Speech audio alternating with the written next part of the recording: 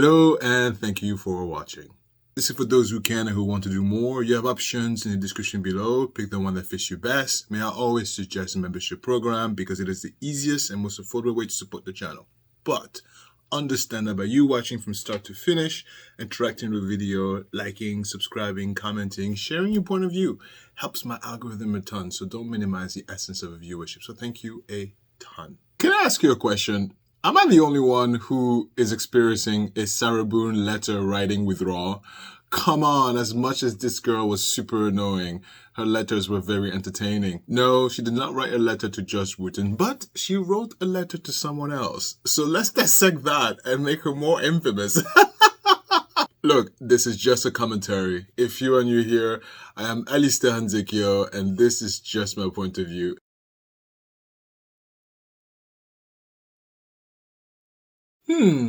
I wonder what it's like to be a spy.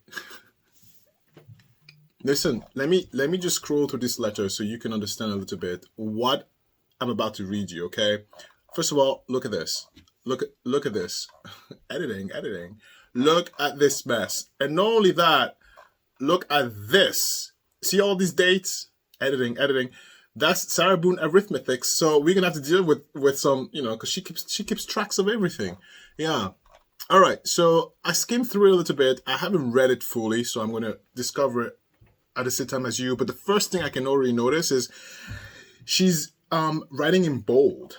Everything is highlighted. I don't know if it's my screen is bigger, maybe my eyeballs are bigger, but everything seems very big over there.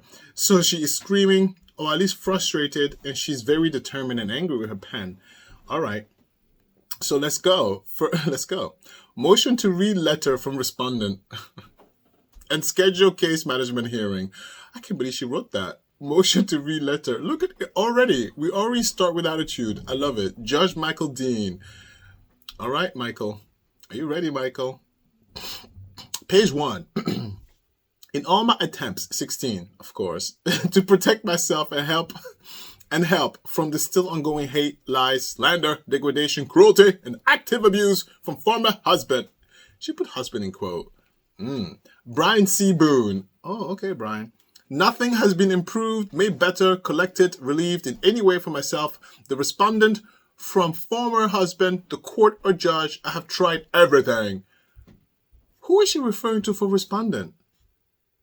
Because I see husband, court, judge, respondent? I don't know. Look, that's not irrelevant. Anyway, I have made innumerable requests and sent many letters asking for aid from all with no success or assistance, listening or care by anyone other than myself, trying to relieve or altogether stop his inappropriateness, bitterness, anger, and wrongdoing. Let me just tell you right off the bat what is making my brain go red flag. There's a few keywords here that are being used. One of them is appropriateness, bitterness, anger, wrongdoing. If you notice, this is even in the order that this was used, it's specific. It gives me an idea of what's going on in her thought process. We're about to see narcissism in full display. The letter is in bold. The letter is highlighted. She even starts the letter with motion to read letter from respondent. I don't know who respondent is. Motion to read letter. Who writes that? Who does that? Who does that? Right? And then at the bottom of the first page, she's telling us a synopsis of what the content is. So she's about to display to us. And this was written September 5. So this is after the trial with the person that she killed. So we're about to see her narcissism in full display in writing, unsugar-coated, on anything, because she has no lawyer. So she already feels very upset at the fact that she was dropped by Mr. Bankowitz. So this is Sarah Boone's revenge letter, and she's taking it out on who? Her husband and the husband judge. Look at that. I haven't figured it out. Let's go. Page 2. Please see the list below of my letters sent to you and court. Yep, per the Records Management Division of the Clerk of Courts, when for the third time try getting a copy of my active dissolution of marriage agreement. I see. So she wants a divorce. So this is dissolution of marriage situation. And obviously she's fighting. So maybe Brian is not responding fast enough. Oh. So she continues. I cannot have, so she can't have the dissolution of marriage because they are wanting payment in order to receive, and I am in jail. I also have no bank account after the one I had was closed after having for 30 years due to non-payment of alimony from former husband and stated in prior letters. I see now. Brian decided to stop his alimony payment as soon as Sarah Boone was, I guess, arrested. And consequently, they closed the bank account. And consequently, she's not able to get the copy of the paper of a dissolution of marriage. Matter of fact, who cares? It's just a copy of the paper. That means the marriage is dissolved. You don't need the paper to the paper is just for your own records. The state and everybody knows you're divorced, Sarah Boone, or your marriage is dissoluted. So this is all about the alimony payment. Oh, she wants her money. She wants her money. And I understand why Brian is like, I'm not paying for a murderess.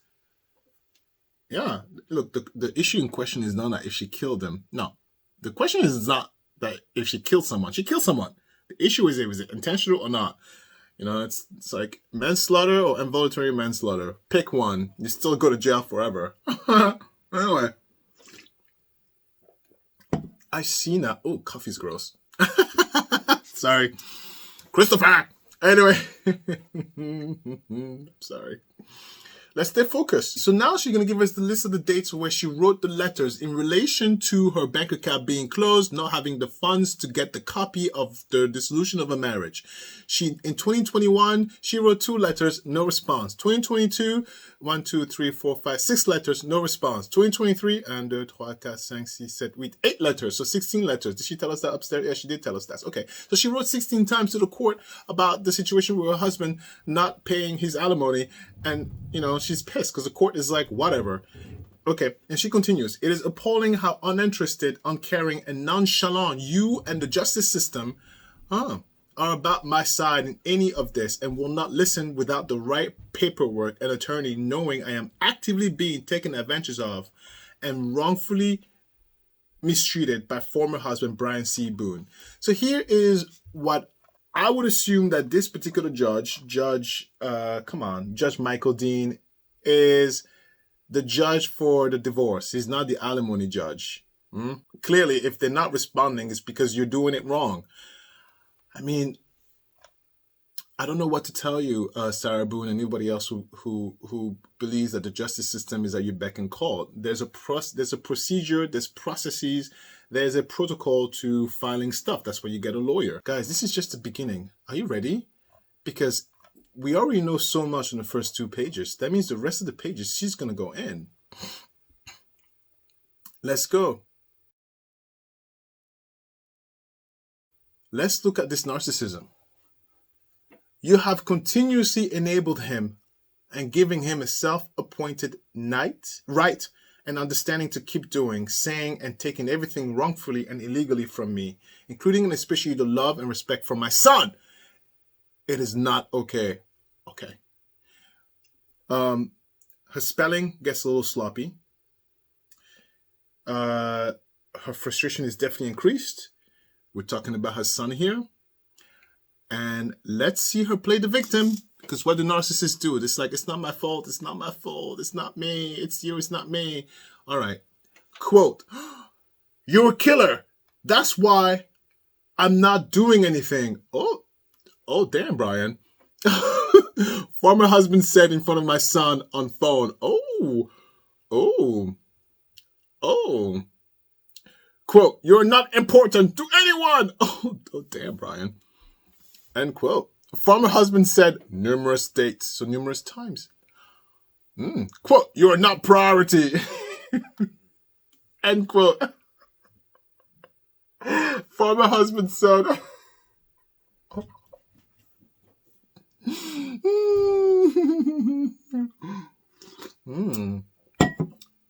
Anyway, so quote, That says you're annoying and beg all the time.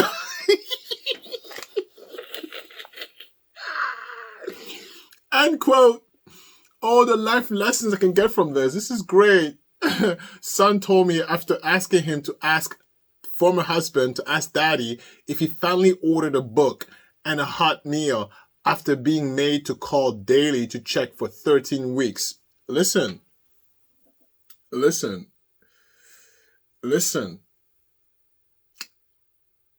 Okay, now let me finish the page. Hold on. No. Continue. Okay, wait. I lied to you because I can.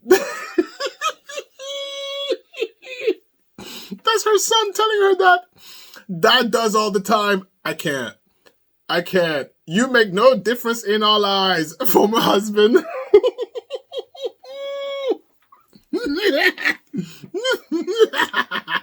Listen.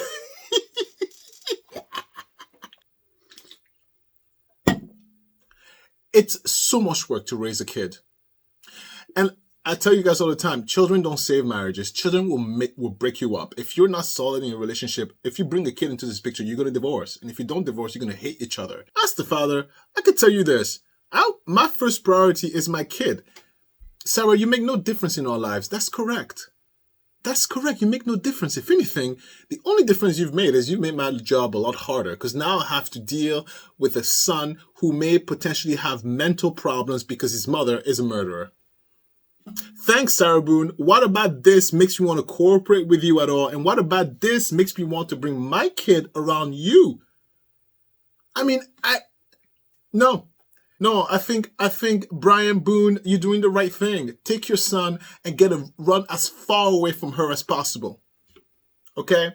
And then to go back to her narcissism, look, she's laying the foundation. She's laying all the reasons why. Woo, look how I'm being mistreated. Oh my God, look, sorry, we're friends. Oh my God, look how I'm being mistreated. Look at that. And then if you go a little deeper, you quickly forget, or maybe you realize she killed someone. And that she has yet to acknowledge, by the way, that she killed someone. She has yet to say, oh my God, sorry, family of George. Sorry, the children of George. Because, the person she killed had kids. Sorry, I took your father away from you. Right? This is supposedly a loving mother. Okay. Yeah. Anyway, it's page 4. All right. Why won't you stop any of this abuse, verbal, mental, and emotional? Why aren't you, as my judge, doing anything to understand both sides? Then you see the narcissism here that's poking its head out. It's all about me. Like she's pretty much saying the judge is her little pocket minion. Why aren't you taking care of me? Me. She killed someone. Why aren't you taking care of me? Right?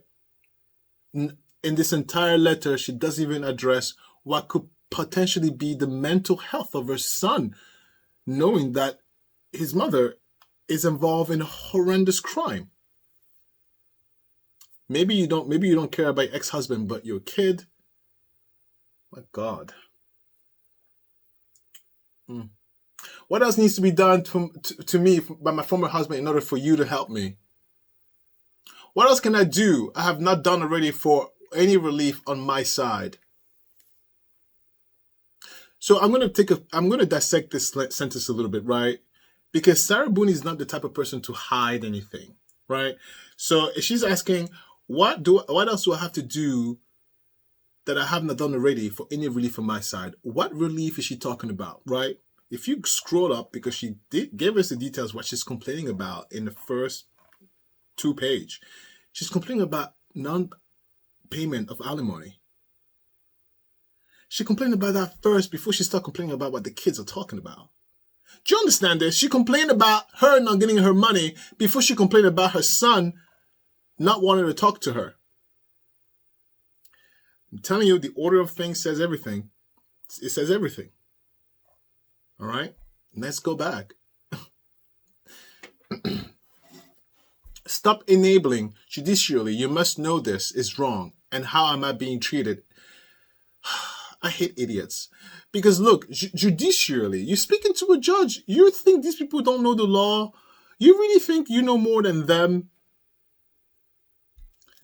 All right. I am told every time when trying to reduce any anguish or mistreatment from former husband and cooperate, trying to help.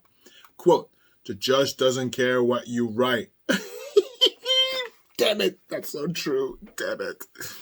My son now says the same when I correct him on how he's being mean and rude to me. He's never going to do anything for you until your trial is over. And even then, it will still all be in my favor. That's what the husband says. My other document is ready to go so I can take the rest. I have an attorney. You deserve nothing. You mean nothing. So she's referring to a conversation maybe she's been having with her ex-husband in relation to the trial with George. And she has all the paper ready and it's not moving. Then she continues. Then former husband gets his precious attorney to file another answer denying allegations because I'm telling the truth all the time about his awful lies, and I am right. There's something very sad about that. I don't feel sad about Sarah Boone at all. What I mean, the sadness is about the kid. There's something very sad about that because my daughter is not even 2 years old. You have no idea how aware she is of what is going on. And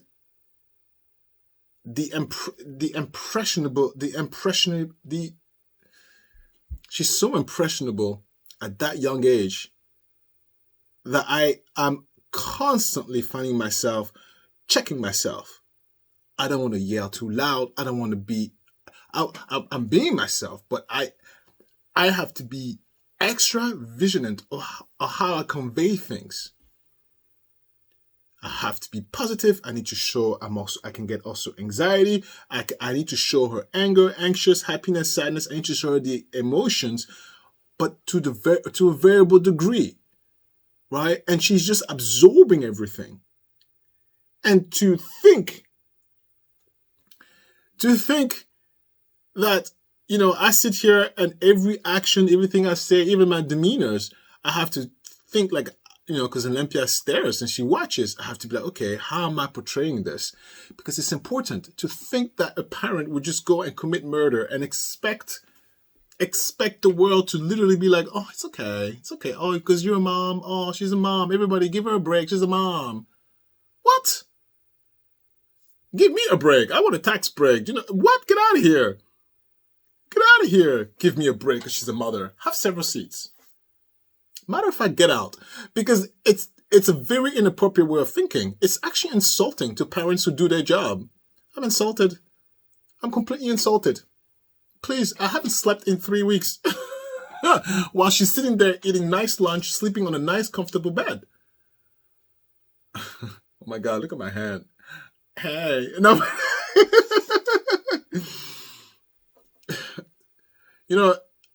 It's heavy. Do you know how heavy my limbs are? Look, I tell you, okay, a little break. Oh, if you got to this point, like, subscribe, and I'll tell you a funny little story. Let me drink a little of my crappy coffee. So we took the scale and we measured the arm as much as I could. My arm is 20 pounds. This thing is 20 pounds. 20 pounds. 20 pounds. And so I wonder, like, if my arm is 20 pounds, my hand is probably like what? 3 pounds? 3 pounds? So, it's a lot of work to keep it upright. So I have to rest it.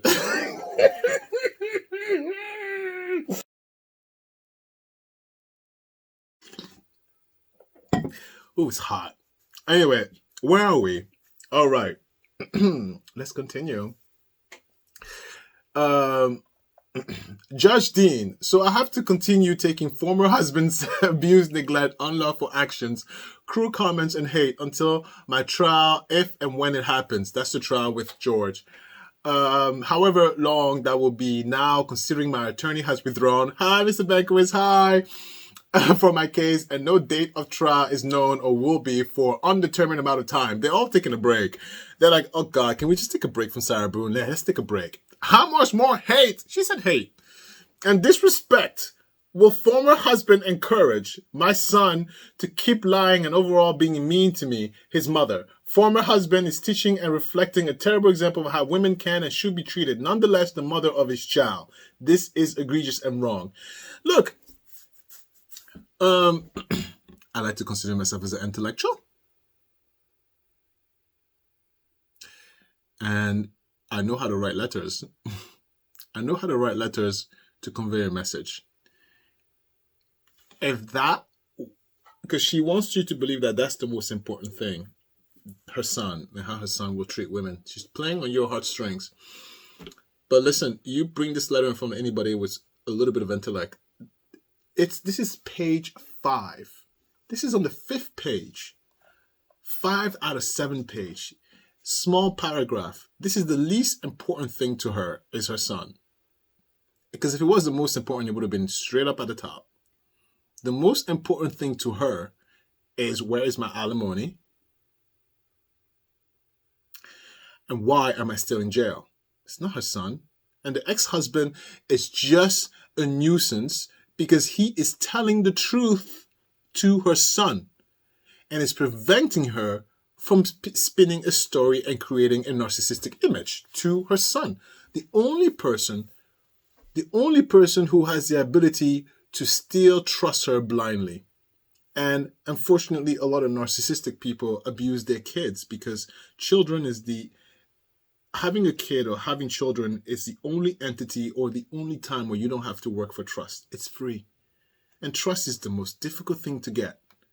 It's the most difficult thing to get and keep, right? You don't have to work so hard when you have children on trust. And so she's really upset about that. She doesn't care about her kid. She doesn't care about her kid. If she cared about her kid, she would have thought of that. I'm requesting again, please, to reschedule. It is fair, and there's one too many topics to be discussed, including my attorney to write, and I only have one pen. No, she did not. She did not just insulting my tax dollars. What do you mean you have one pen? One pen? Government! How dare you give them only one pen? Just say, oh, you have one pen. Okay. Necessary, lawful, active, important topics. What is a certified notice of this? Who cares? Let's see. Please grant my motion and schedule. Okay, this is all a lingo jumbo. Everyone needs and must have the same understanding now and for the future. It is fair.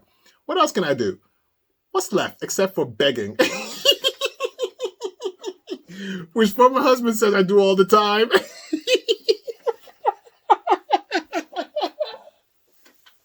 I mean, in her defense, she's right. She's right. She's kind of stuck, right? All she gotta do is beg. But listen, this is why you take your big girl brain on and you think. Look, let me give you a tip, guys. If you find yourself in a situation where you're stuck, it could be in jail, it could be in a dungeon, it could be, hanging from the ceiling. Help, help. No. You don't confront the attacker. No, you serenade them with sweet honey. And you beg for that. You play into their heartstrings and hope and pray that they cave in. When you're in no position of power, this is not the time where you just sit there and give up. No, you lean into your Stockholm syndrome. You keep a little bit of your sanity behind you. And the moment you see the door open, you run. So you're like, okay, so this is me hanging from the ceiling. What's going on? Where am I? Oh, wait a minute. Oh, Christopher, what are you doing?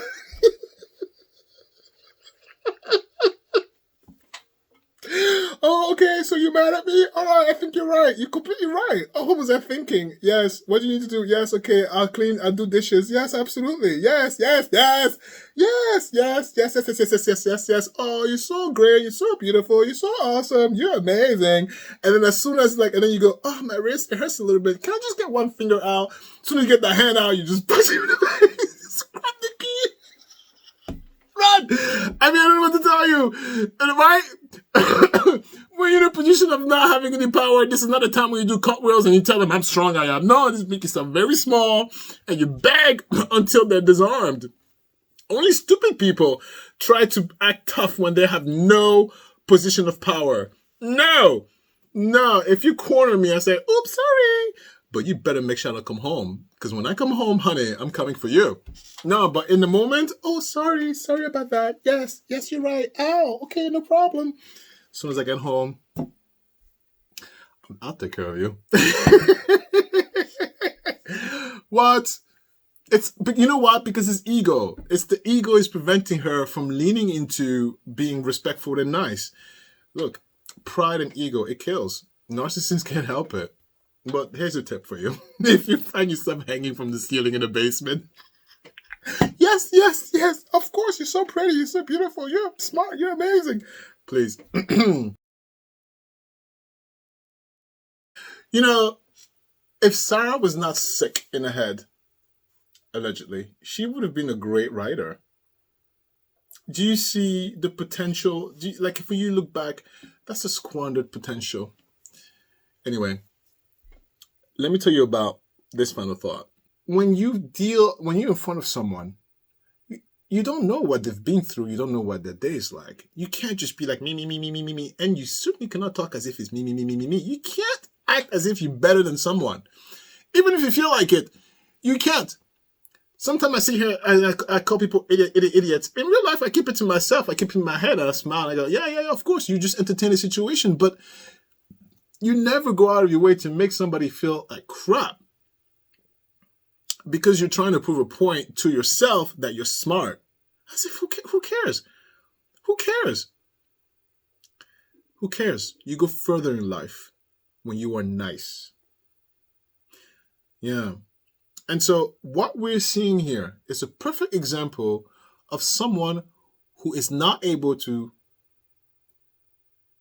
assume responsibility and assume accountability. Because what you don't realize is that people who are watching, because there's always someone watching, not just your kids. People who are watching are like, oh, look at this bitch. Oh, she killed someone and she's not even saying sorry. You think people don't see that? You think the judges, the courts, there are people. They're also people. They're not robots. They see all that. Okay?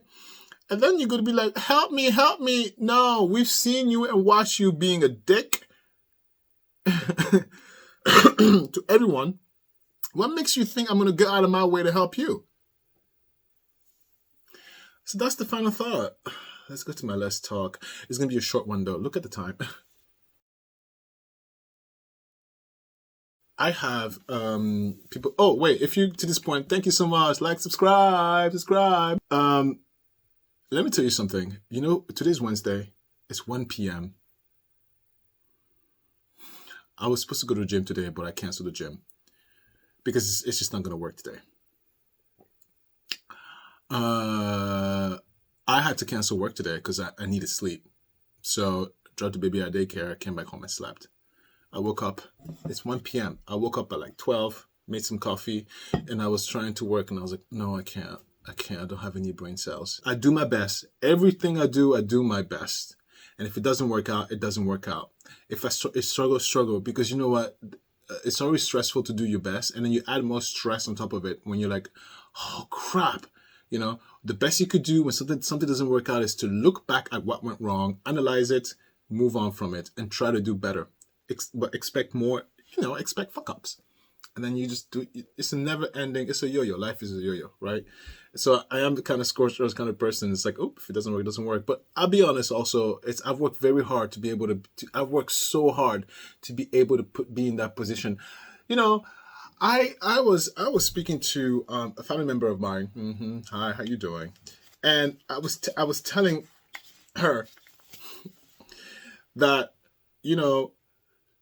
don't think because everything seems like happy-go-lucky and carefree, that life is carefree. You have no idea the amount of effort and work was put into place to allow this to happen.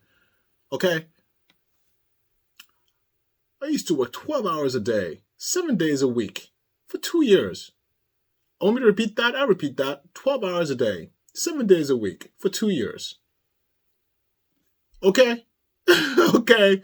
I still had to exercise. I still have to go and I still had to, eat right and maintain my relationships. perform in bedroom, you know what I mean? I still had to do stuff. 12 hours a day, 7 days a week for 2 years. Yeah.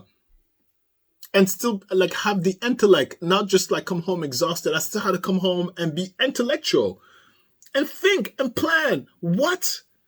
When I look back at those days, I'm like, no, I can't even deal. Like, I'd literally go like this. No, that's beneath me. I literally say that sometimes. I'm like, I mean, if push comes to shove, I can definitely go back to those days. I'm not afraid to work. I'm not afraid to work. No, I am a beast and a warrior if I have to, but I'm so glad that those days are over and I don't want to go back to those days. And at the moment where I feel like, no, I'm not working like that ever again. No, so I'm like, forget it. You can burn. Scorched earth kind of guy. You have no idea how much work I had to do to get to this point. No idea. No idea. Matter of fact, enough about me. All right, enough about me. Tell me more about you then. I'm talking to myself in the camera. Enough about me. Talking myself to the camera. Enough about me. Talking myself to the camera. What are you doing, Alistair? You guys maybe don't know this about me. Would they know?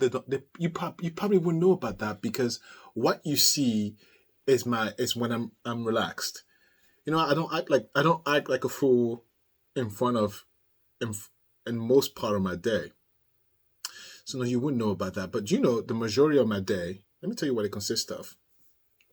And you're gonna find it very boring. Sorry. Wake up in the morning, deal with the kid.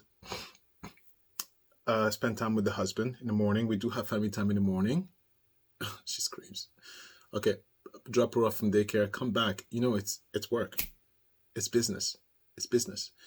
And a little bit about my businesses, if you remember. I'll be told to shut up about it. Yeah, I will shut up about it. So I have to monitor the operations to make sure the operations are running smoothly. I have to make sure there's no help. Oh my God, fire over here. I got to make sure everything is running smoothly. You don't do that with a smile. All right, sit down in the office and look at numbers. And then I look at numbers. I got to make sure all projections are supposed to be where they're supposed to be. I don't know who that is. Decline. Right? Okay. And then once I get a good understanding of where I am for the day in terms of operations, then I relax. And the first thing I do after that is usually by that time it's like maybe 12, 1 p.m. I go to the gym because then I'm like, okay, time to go have fun. I go to the gym. I wear my short shorts, my tight shirts, and my big headphones. I have these big headphones like this, because I'm like, don't talk to me, right? I'm dressed like a skank for me, not for you. But, I go in there to exercise and I come back home. I spend some time with my husband. So I go there and I'm talking to Chris and touch base. So like, how are you today? How's your health? You feel okay? Like stuff, no, like almost every other day is like the health now. How's your health? How's your ankle? How's your knees? You good? What are we doing this weekend? So what do you have planned? Conversation with the husband. And then he works, right? He has his regular job. Just to give you an idea of what my day is like. It's not fun and games like this. And then when I'm done with that, listen, because 4:30 is when I have to pick up the kid. When I'm done with that, I go into the YouTuber and see, I go in and look at the YouTube schedule and see what I can fit in. Because usually by that time, the phone rings like crazy. There's always someone who needs me. The phone rings like crazy. So I'm literally handling fires all day. And then when 4:30 happens, the day ends. Don't call me at 5. I'm not picking up. Like, text me if it's an emergency. I will reach out. But at 4:30, my day is over. Because it's me and my daughter's time until she goes to bed at 7. And then at 7, it's intimate time with my man. It doesn't have to be sex. It's, caress his nose, touch his hair, giggle, laugh, stuff like that. And then for a pillow talk, it's almost like a daily. We do talk about our future, our retirement, how we're doing financially. Are we good financially? Are we still on the same track financially? A lot of my day, it's none of this. It's none of this. A lot of my day is work, work, Olympia, finances, and then Chris. And then everybody else. Yeah. What did I say all this for? I have no idea. What a total waste of time. I don't know what I said. I don't even remember what I said. Partially because part of my brain is like, it's 1:31. I have about 2 hours before I have to pick up my kid and my day ends. So I got to go do stuff because I just woke up not long ago. So I got to be somewhat productive. I can't be doing YouTube and drinking coffee all day. Okay, it's only Wednesday. What? I got bills to pay. I have retirement to plan and college to fund. It's ridiculous how expensive things are. It's insane. What? It's insane how expensive things are. Okay, my phone is going off the hook already, see? I have to go. I have to deal with what's going on. What is going on here? I have to go. Thank you so much for watching. See you next time. Goodbye.